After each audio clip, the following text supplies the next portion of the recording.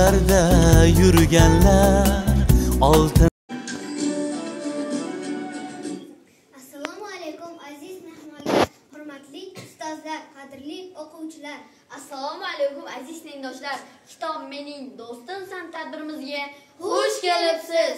Varaqlasam bir boshdan quvnab bag'rim ochilur. Oltin harf so'zlardan totli ma'no sochur. Shuning uchun deymanki, Kitob mening do'stimsan. Har sahifang men uchun bir hikoya so'zlaydi. O'qib olim bo'lgin deb yaxshi niyat ko'zlaydi. Shuning uchun deymanki, kitob mening do'stimsan. Afnonxon qiziq, ilgari kitoblar qanday ko'rinishda bo'lgan ekan? kel hozir ma'lumotchilar chaqirib bilib olamiz. Kitob o'qish to'xtasa tafakkur to'xtaydi, ma'rifat o'rnini jaholat egallaydi. Kitobga chiqishlar haqida bilishni istasangiz bizga quloq tuting.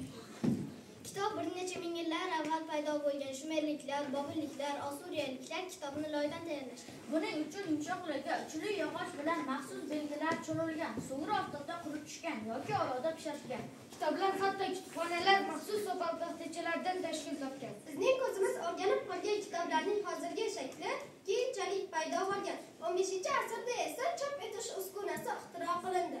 O'zbek tilidagi birinchi toshbosma kitob Shohimardon 1871-yili nashr etilgan.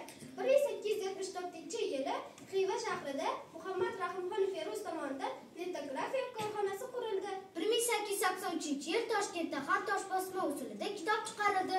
Shundan so'ng O'zbekistonning ko'plab shaharlarida birin-ketin bosmaxonalar ochildi.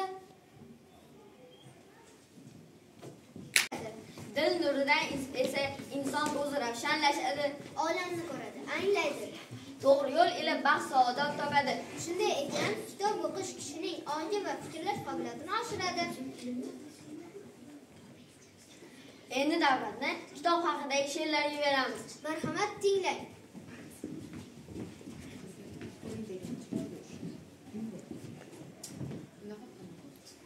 Kitob donishmand bobom, kitob ertakchi buvim, ezgulikni qalbimda yashnatib turgan suvim. Kitob ilohiy ne'mat, kitob ma'naviyatdir, kitob quyosh, kitob nur, kitob abadiyatdir.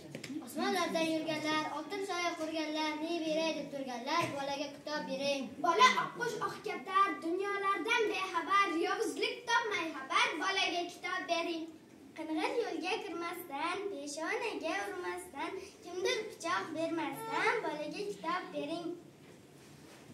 Bilasizmi, kitoblar ham ko'p bo'lishadi. Qanday qilib ular axir gapira olishmaydi-ku? Agar biz ularni o'qimasak, varaqlarni yirsak, ular bizdan ham ko'rishadi. Qanday qilib? Kel, hozir kelamiz, guvoh bo'lamiz. Katta bizning ko'chamiz, turfa eshiklar qator, qaysi birini ochamiz? Qadamda sharobxona, oralab kabobxona, lekin siz topilmaydi bitta ham kitobxona.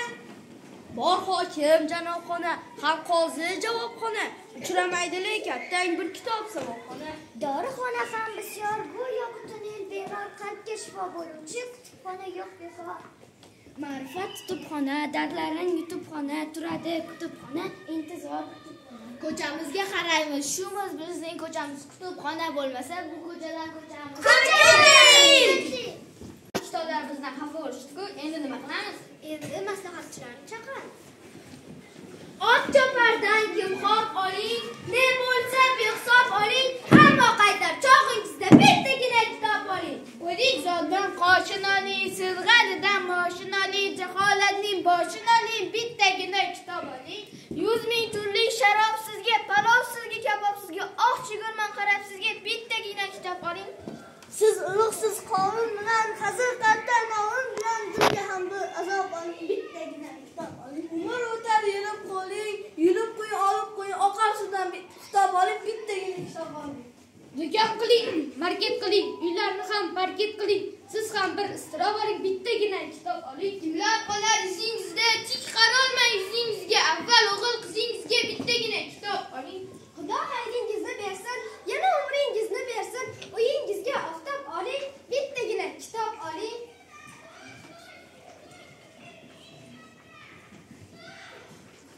Endi navbatni dono o'gitlarga beramiz. Atayla dars qildim bugun, oyim xursand bo'larmikandir.